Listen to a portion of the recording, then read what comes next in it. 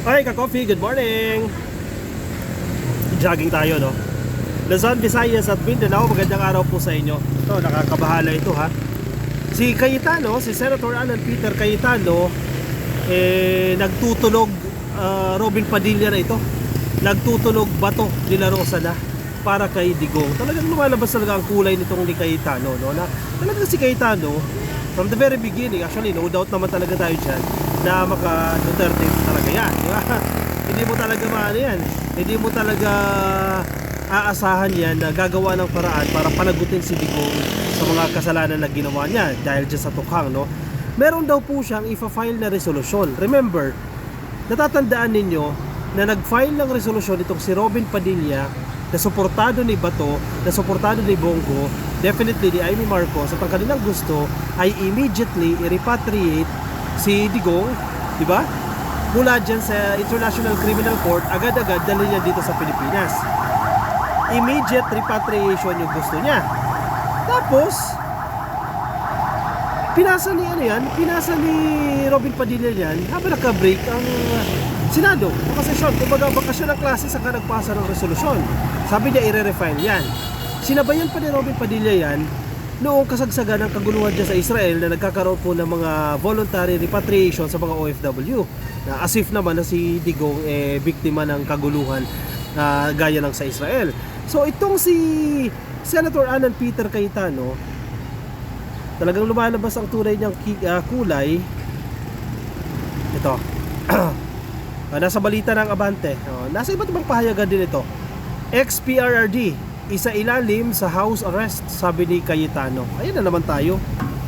Nagmamarunong na naman tayo sa ICC. Pangungunahan na naman natin yung rules ng ICC. Nakakatawa ito. Gusto na naman ng mga senador natin na baliin na naman yung polisiya, baliin na naman yung rules ng International Criminal Court para maging favorable na naman kay Duterte. Alam mo kung bakit? Kasi butot balat na raw si Digong. That's the main reason. Mahina na si Digong. At natatakot sila dahil last will na ito na gusto niyang makremate sa The Hague. So panic itong mga Duterte supporters. Kasi sinisingil sila ng mga DDS eh. Sabi sa kanila ng mga DDS, ay ano ginagawa niyo? Bakit hindi kayo kumikilos? Gumawa kayo ng paraan para maibalik si Digong dito sa Pilipinas dahil malapit nang mamatay. Oh, gusto na magpa-cremate sa The Hague. So kailangan niyo gumawa ng paraan. So kanya-kanya na silang diskarte. So itong si Cayetano, kahit nakakatawa, remember, sige, let's assume ha, na mapirmahan yung resolusyon na yan dyan sa Senado. Let's say, inadapt yan. Ibig sabihin, nag-agree as a whole yung Senado. Inadapt nila yan, yung kanilang resolusyon, requesting the International Criminal Court to grant Duterte house arrest. Let's assume ha, assumption lang ito. Sa tingin ninyo, i-recognize ng ICC yung resolusyon na yan, knowing that the Philippines is not part or is not a member of the International Criminal Court anymore. Sa tingin mo, common sense ba? Kung miyembro ka ng ICC, potentially pwede pang makonsider ng ICC yan. Pero hindi tayo miyembro. Mas lalong walang jurisdiction, mas lalong walang responsibility ang ICC sa Pilipinas na pakinggan yung resolusyon na yan ng Senado. Very clear. Second, Senado lang yan. Hindi yan yung stand ng gobyerno ng Pilipinas. Again, Senado lang yan.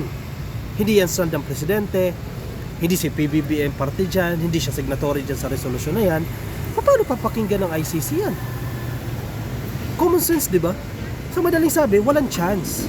Pero itong mga senador na to, pinapaasa nila itong mga DDS. Pinapaasa nila ang taong bayan. Alam mo kung bakit? Kasi sinisingil sila. It's the point. Sinisingil sila. Anong ginagawa ninyo para palabasin si Digong? Natutulog lang kayo dyan sa kangkungan. Kaya si Cayetano, kahit alam niya na yung magiging resulta na negative, gumawa pa rin siya ng paraan. Kahit nakakatawa na yung paraan niya to the point na bababa siya sa level ni Robin Padilla na magpa-file ng resolusyon. O kung kay Robin Padilla ay 30 ang points, si Cayetano, sige, gawin natin 35 dahil ang kanyang request ay house arrest. In a way, more acceptable than Robin Padilla's request. Kasi kay Robin, repatriate, immediately repatriate. Oh. Kanya-kanya silang diskarte para hindi nila para ma-please nila yung mga DDS na nagagalit na sa kanila dahil wala silang ginagawa. Kahit alam nila na mare-reject yung request na yan. Nakakatawa ito mga to. Sige, basahin natin. Naghain si Senator Alan Peter Cayetano kahapon nitong Webes ng isang resolusyon na humihiling sa pamahalaan ng Pilipinas na hilingin sa International Criminal Court ang pansamantalang pagpapalaya kay dating Pangulong Rodrigo Duterte at iminumungkahi niyang ilagay siya sa isang uri ng house arrest habang hinihintay ang paglilitis. Kung gusto niya mangyari, interim release. Mas acceptable yun. Diba? Ongoing na yung process ng request for interim release. Yung lawyers ni Digong, which is the valid route, the only route para makalabas si Digong through interim release ongoing. So ano na naman itong kay Cayetano? Pasasamain niya na naman si PBBM dyan. Pasasamain niya na naman ang gobyerno. Kasi once na hindi i-approve ng gobyerno yan, hindi i-approve ng presidente yan, which 100% will be denied dahil walang merit, walang basihan. Anong gagawin ng tao? Magagalit na naman kay PBBM. Sisisihin ang gobyerno. Alam mo kung bakit? Anong press release nila? Anong narrative nila? Hindi inaprubahan ni Pangulong Bongbong Marcos ang resolusyon na ipinasa ng Senado para sa house arrest request ni Digong. O, sinong masama? Si PBBM. Sinong masama? Ang gobyerno ni PBBM. Sa madaling sabi, gumagawa ng mga sitwasyon itong Senado, not its entirety, kundi itong si Cayetano, si Robin Padilla, si Bato, gumagawa ng sitwasyon para magalit ang tao sa gobyerno na from the very beginning, alam nila na hindi magagrant yung resolusyon na yan, na walang merit yung resolusyon na yan. Bakit i-eksena kayo? Para magbukang masama ang gobyerno. Na ang gobyerno ni PBBM walang pakialam. Kahit mamatay na si Digong dyan sa ICC, hindi pa rin pipirmahan yung resolusyon na yan. Sasabihin ng iba, at least may ginawa. Yun na nga eh. At least may ginawa. May ginawa kayo para magbukang masama ang gobyerno na alam nyo na from the very beginning hindi magsasucceed. Dahil common sense. Tignan mo, house arrest ang gusto niya. Same principle ng interim release. Ang ICC, igagrant yung interim release na yan kapag mamimit nila itong criteria. Itong guidelines na sinet nila again and again. They will not change their existing rules just to accommodate Digong, just to accommodate the request of Duterte. Basic. Pinapaasa nyo na naman taong bayan. Ang DDS pinapaasa ninyo, magiging masama na naman si PBBM dyan once na hindi na naman ma-approve yan. Diba? Sa resolusyon ni Cayetano, nakasaad doon na dapat payagan ang pansamantalang paglaya ng 80 taong gulang na si Duterte batay sa humanitarian grounds. Si Cayetano matalino eh. Believe tayo dyan eh. In fact, sinuportahan natin yan before eh. Pero sir, yung request mo, andun na yan sa interim release. Which is yun nga yung valid route para makalabas si Digong. Yun ang prosigihin ninyo. Puliduhin ninyo. Tulungan ninyo si Kaufman para panigan yung request niya. Si Kaufman ang tulungan ninyo. Huwag na dito sa Senado. Wala magagawa yan. Even si President Marcos, wala siya magagawa dyan. Out of humanitarian grounds. Okay, sa interim release. Sa request for interim release. Baka mag-grant pa yan. Binibigyan din ito na ayon sa batas ng Pilipinas at maging internasyonal, ang dating Pangulo ay dapat nabigyan ng karapatang ipalagay na inosente hanggang napatunayang siya ay may sala. Bakit? O Cayetano naman eh. Bumababa ka sa level ni Robin Padilla, napakatalino mo. Sino ba nagsabi na guilty siya? Hindi tayo abogado pero basic na iintindihan natin. Yes, ang sinasite ni Cayetano dito, we should all assume that Duterte is innocent until proven guilty. Bakit? Sino ba nagsabing guilty siya? Wala nagsabi sa kanyang guilty. Even sa ICC hindi siya guilty. Wala pang reading ng kaso. Sa Setyembre pa lang magaganap ang reading o pagbasa sa kanyang kaso. Ba't sinabi naman ng ICC na guilty siya? Wala nagsabing guilty siya. Cayetano, ano nangyari? Binibigyan din ito na ayon sa batas ng Pilipinas at maging sa internasyonal, ang dating Pangulo ay dapat nabigyan ng karapatang ipalagay na inosente hanggang mapatunayan siya ay may sala. Yes! May violation ba dyan? May problema ba? Walang problema dyan. DDS. I hope na iintindihan ninyo. Common sense ito. To grant this for former president would be beneficial to his health, all while presenting no risk to the integrity of the ongoing trial. Sabi po ng resolusyon. Again, paulit-ulit tayo dito. Nagbumuka tayo mga eng-eng nito eh. Kaka-educate eh. May existing rules ang ICC sa paggagrant ng interim release. Yung house arrest na gusto ni Cayetano, the same yan ng interim release. Hindi ba lang yung term, pero by principle, almost the same yan. Palalabasin siya ng kulungan, ilalagay siya sa isang lugar na miyembro ng ICC. Same yan. Meron silang existing rules. Hindi tayo pwede maggawa ng invento ng rules at i-insist natin sa ICC na ganito yung sundin nyo. Unang-una, hindi tayo miyembro ng ICC. Pangalawa, wala tayong kapangyarihan na baguhin yung rules na yan. Gumagawa kayo ng eksena para magmukhang masama ang ICC. Magmukhang masama si PBBM. Yan ang ginagawa nitong eksena. Kakatawa ito eh. Isa sa mga mungkahi ng resolusyon ay ang makipag-ugnayan sa ICC upang ilipat si Duterte sa Philippine Embassy sa The Hague, Netherlands, at doon siya ilagay sa ilalim ng isang uri ng house arrest, modified house arrest o anumang kaayusang angkop ayon sa desisyon ng korte. May existing na. Ayoko nang ulitin. May existing rules. Ano to? Cayetano. Pinahirapan mo pa ang Pilipinas. Gagawin mo pong tanga ang gobyerno ng Pilipinas. Mangingialam ang Pilipinas na hindi nga siya miyembro. Diba? Uutusan. Tignan mo si Cayetano to. Inuutusan niya ang gobyerno ng Pilipinas na humiling sa ICC. Nakakatawa ka. Ang tingin nyo nga, ang gobyerno ng Pilipinas ang nagbigay kay Digong dyan sa ICC and yet uutusan mo ang Pilipinas na palabasin siya. Nakakatawa kayo. Akala ko ba gobyerno ang nagbigay sa ICC? Bakit gusto mo ngayon pakinusan ng gobyerno na tanggalin siya dyan sa ICC at ilipat sa isang bahay outside the International Criminal Court? Pangalawa, mas maganda pa kayo kulungan niya dyan, ang dyan sa ICC, ang dyan ng ospital. Makaramdam ng kaunting sakit, ang dyan, may infirmary dyan, may clinic sa loob ng ICC. Yung pagkain niya, maayos. O wala silang gastos dyan, libre, sagot ng ICC ang gastos. Tapos ililipat mo pa sa house arrest. Ano na naman yan? Magbabayad ka ng magkanong renta dyan sa bahay na yan. Sino magbabayad dyan? Yes, kayo, afford nyo yan.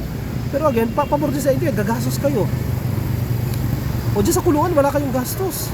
Hayahay pa si Digong dyan.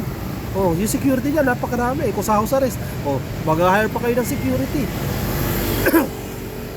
Dyan sa ICC, wala, napakarami yung security dyan. Well guarded si Digong dyan.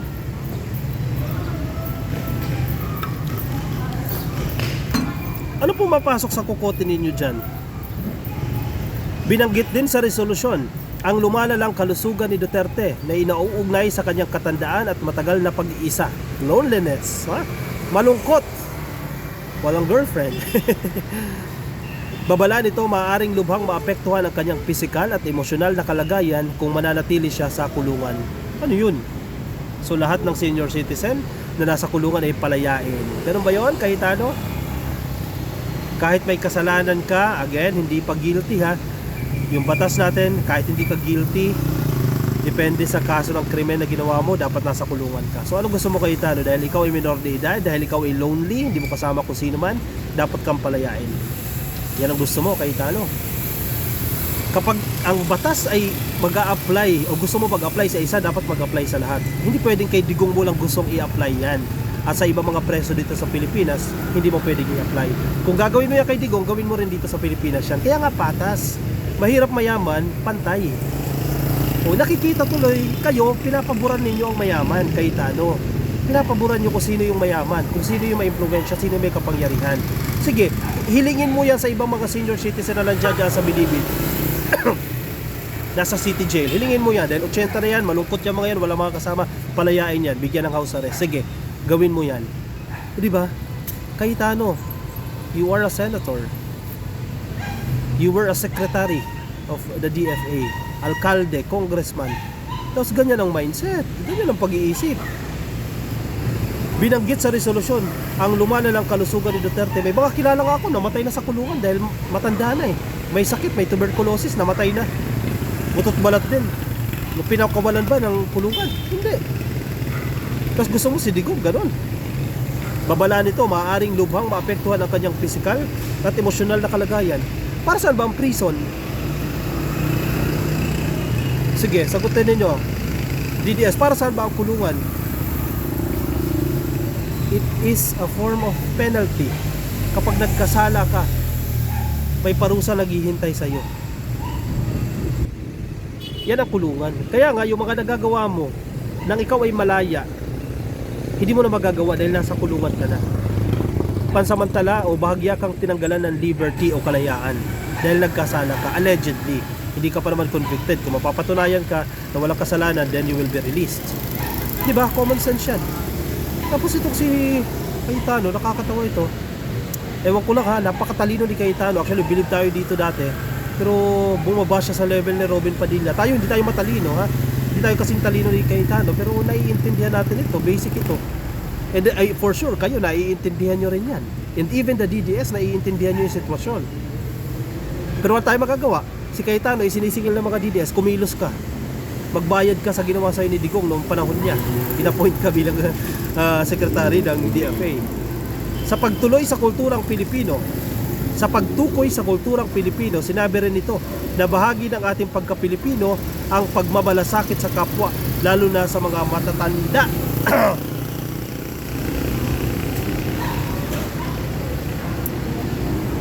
Cayetano, pakausap po ICC.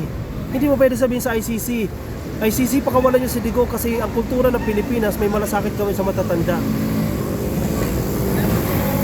Sir, saan? Saan ang merit? Hindi ganun. Hindi emotion. Merit ng kaso ang tinitingnan.